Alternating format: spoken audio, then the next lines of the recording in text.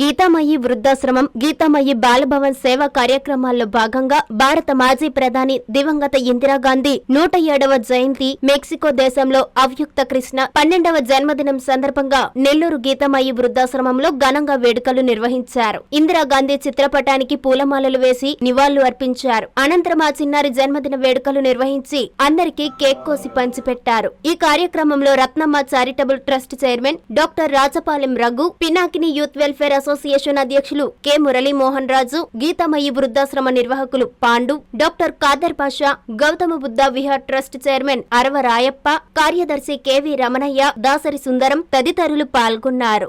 మాజీ ప్రధానమంత్రి అయినటువంటి మొట్టమొదటి మహిళా ప్రధానమంత్రి శ్రీమతి ఇందిరాగాంధీ గారి యొక్క జయంతి సందర్భంగా మరి యొక్క నెల్లూరు పట్టణంలో ఉన్నటువంటి గీతామయి వృద్ధాశ్రమంలో ఈరోజు ఆవిడికి ఘనంగా నివాళులు అర్పిస్తూ ఉన్నారు. మహిళా ప్రధానమంత్రి ఇందిరాగాంధీ గారు ఆ రోజు పేదవారికి కూడు గూడు గుడ్డ మరి ఇదొక నినాదంతో మరి ఇందిరాగాంధీ గారు పేద ప్రజలను ఆదుకోవడం జరిగింది. ఆవిడ జన్మించి 107 సంవత్సరాలు, ఇప్పటికి ఈరోజు 107వ జయంతి.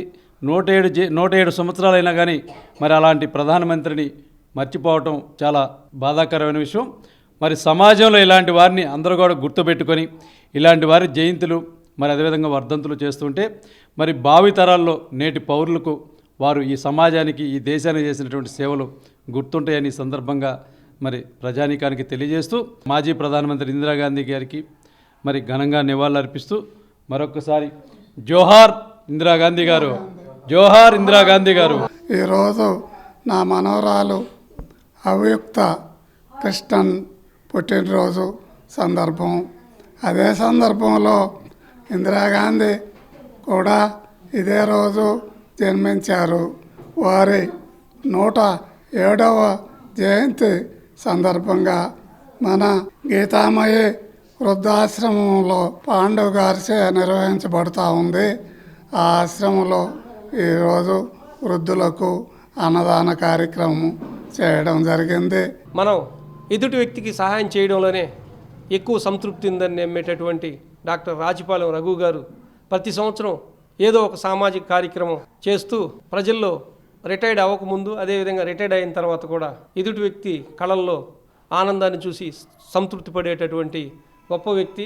అటువంటి రాజపాలెం రఘు గారు కూడా భవిష్యత్తులో మా గీతామయి వృద్ధుల ఆశ్రమం నందు సందర్శించి అనేక కార్యక్రమాలు చేపట్టాలని ఈ సందర్భంగా తెలియజేస్తూ నమస్కారం. ఒక మహిళగా, భారతదేశ ప్రధానమంత్రిగా భారతదేశానికి వన్ని తెచ్చిన ఏకైక మహిళ ఇందిరాగాంధీ. ఇందిరాగాంధీ జయంతి చేయడంలో సందర్భం ఏంటంటే మహిళా లోకం మేల్కోమని, మహిళలు దేనికి తక్కువ కాదని, మహిళలందరూ ఇందిరాగాంధీ చరిత్ర తెలుసుకోండి, భవిష్యత్తుకి పునాదిరాలు ఇందిరాగాంధీ అయితే ఆ మార్గంలో మీరు అందరూ నడవాలని, ప్రతి ఒక్కరు ఎవరు దేనికి తక్కువ కాదని, మహిళలు ఇంట్లో ఉండకూడదని, ప్రతి ఒక్కరు చదువుకోవాలని, చదువుకొని ఇందిరాగాంధీని ఆదర్శంగా తీసుకొని మీరు ఏ రంగంలోనైనా సరే రాణిస్తారనే దానికి నిదర్శన ఇందిరాగాంధీ. అందుకే ఇందిరాగాంధీ జయంతి ఈరోజు చేస్తున్నాం. మహిళా లోకం ఒకసారి మేల్కోవాలని చెప్పి విజ్ఞప్తి చేస్తూ కోరుకుంటున్నాం. 13 సంవత్సరాల జూనియర్ కాలేజ్ ప్రయాణంలో విశ్వసాయి మరో మైలురాయి. విశ్వసాయి జూనియర్ కాలేజ్ వారి మరో నూతన బ్రాంచ్ రమేష్ రెడ్డి నగర్ నందు 2024-25 అకాడమిక్ సంవత్సరం నుంచి ప్రారంభమవుటకు సిద్ధంగా ఉంది. అన్నమయ్య సర్కిల్, టోనోస్పీట్, ధనలక్ష్మీపురం ఇలా నెల్లూరు నలుమూలలా ఇంతకు ముందే బ్రాంచీలు కలిగిన విశ్వసాయి జూనియర్ కాలేజ్ ఇప్పుడు మరో నూతన బ్రాంచ్ రమేష్ రెడ్డి నగర్ లో కేవలం 13 సంవత్సరాల వ్యవధిలో అనేక బ్రాంచీలు స్థాపించడమే కాకుండా 1000కి పైగా మెడికల్ సీట్లు, మరెన్నో ఐఐటి, ఎన్ఐటి సీట్లు ప్రతి సంవత్సరం పొందుతూ ఎప్పటికప్పుడు పిల్లల భవిష్యత్తుని, తల్లిదండ్రుల నమ్మకాన్ని నిలబెడుతూ ఉన్న విద్యా సంస్థ విశ్వసాయి జూనియర్ కాలేజెస్, నెల్లూరు, తిరుపతి.